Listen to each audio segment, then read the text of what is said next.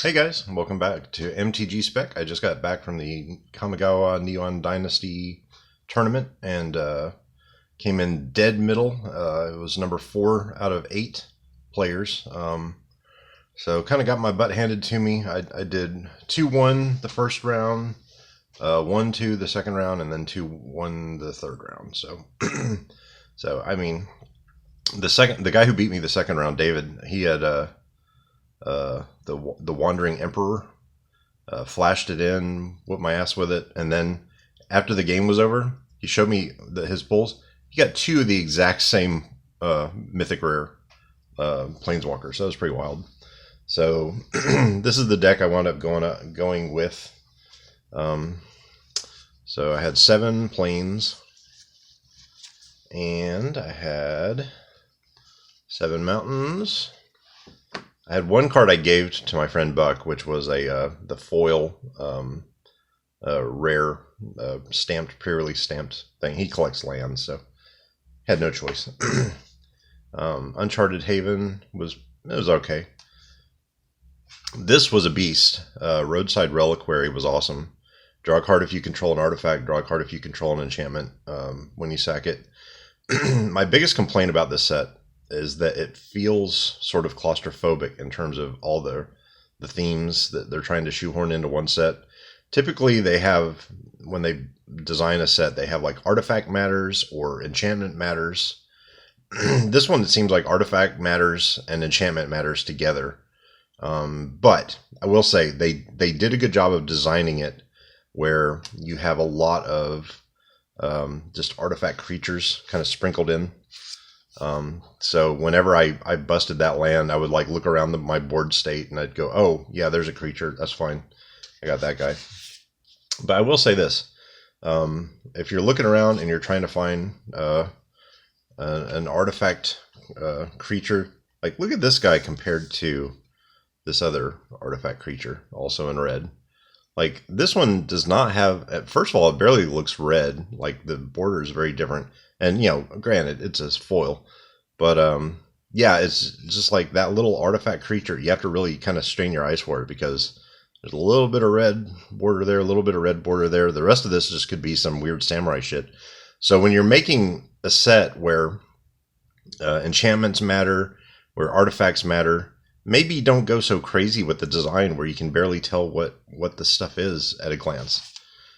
Oh, that does not even go there. All right, so this is the creature base I wound up with. These guys were pretty good. You know, I had reliably could get these guys out. They're good mid-game with the tapping creatures. I like that. This was actually interesting. You have to play this very carefully because it requires you to save some extra mana to you know, you can exile cards and play them. It's pretty good. And Aki Warpaint, man, I was swinging in for 3 on turn 2 so many times. 3 in the air on turn 2 because I had reliable Aki Warpaint. Gives creature +2/+1 plus these guys. The best combo I had in the whole deck though was the Reinforced Paladin with the Patchwork Automaton.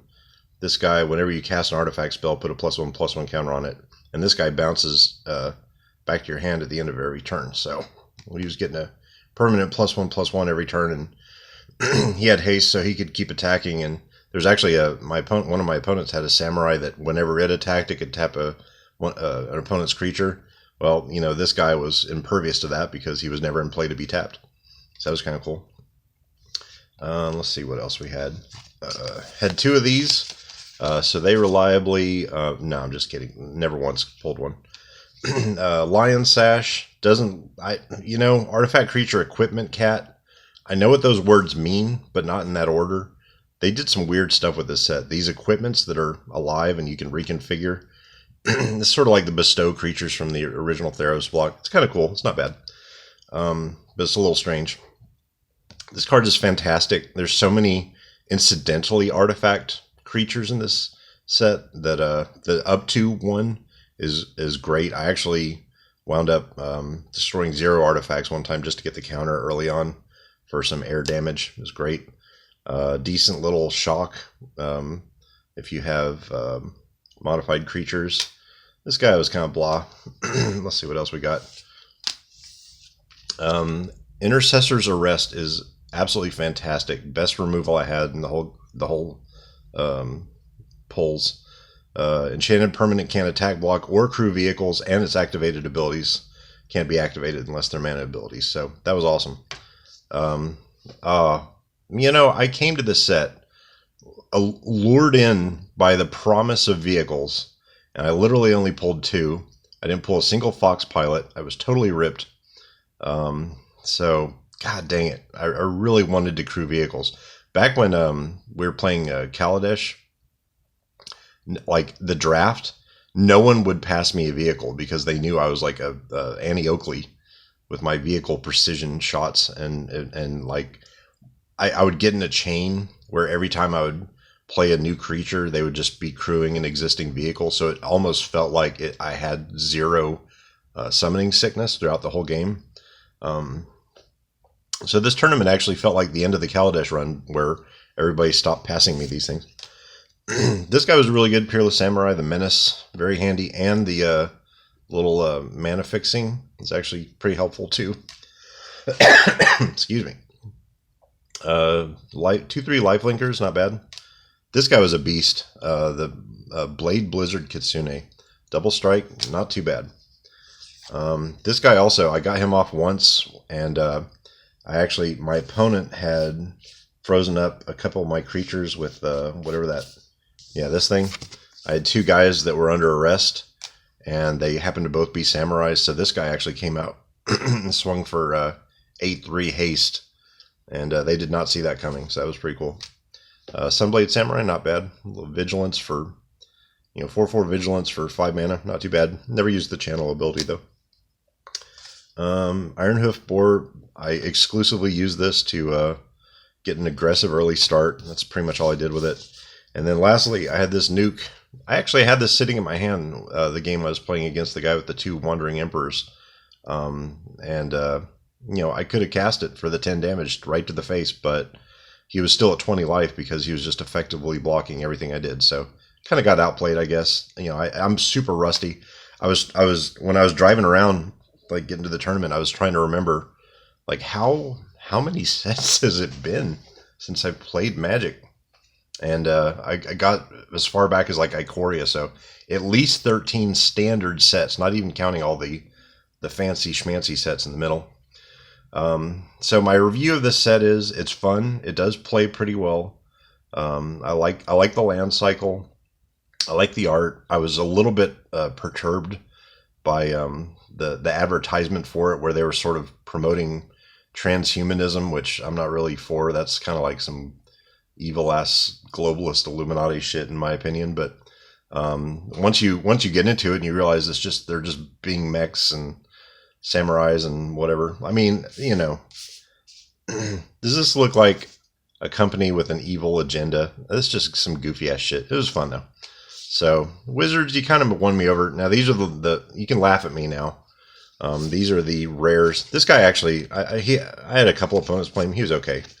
But these are the rares that I didn't mess with. I'm telling you, I think they deliberately designed this set so that people could run like a Teenage Mutant Ninja Turtles commander.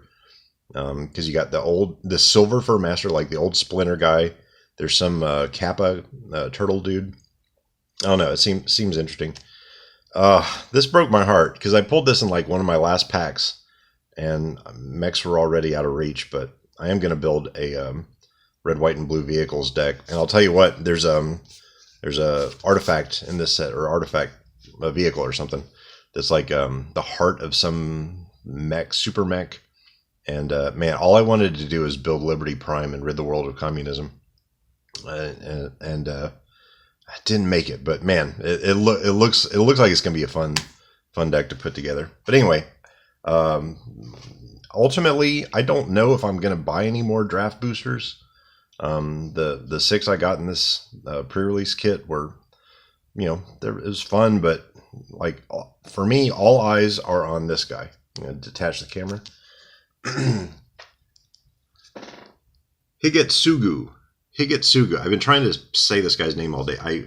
I suck at Asian words. But Hitotsugu. So these are our first confirmed sales for Hitotsugu. I knew, like, where are we? Okay, we got 1 minute to midnight as I'm recording this, the night of the pre-release, and already some lucky SOBs have pulled these guys. Now, these with the line through it, those are bid accepted. Who knows what that bid actually is?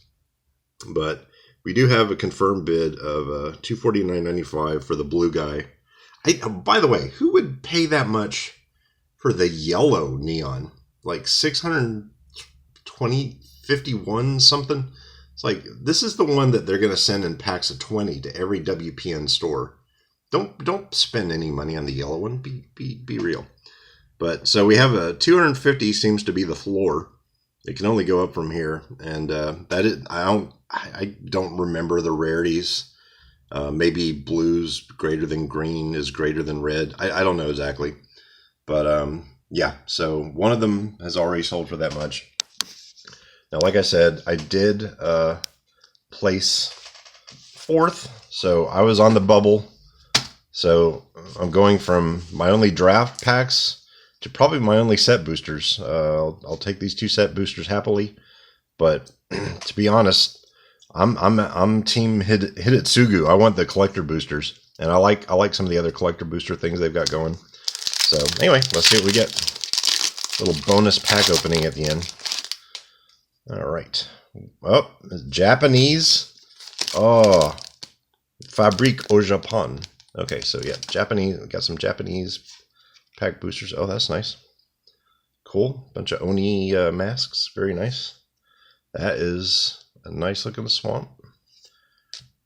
I like that they hired actual Japanese artists for these.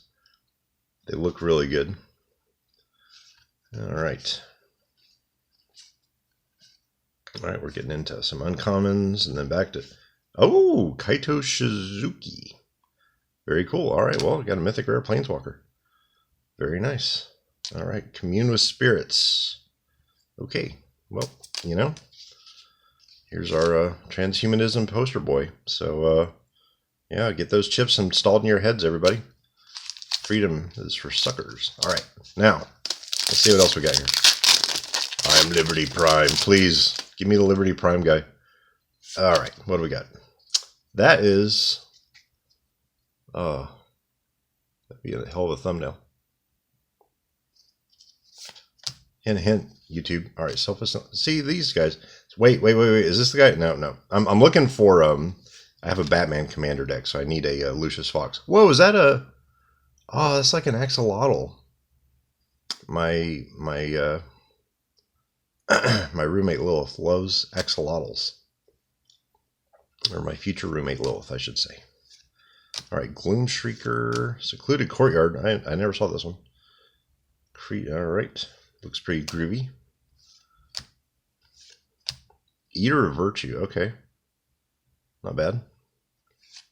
And Blade of the Oni. Wow.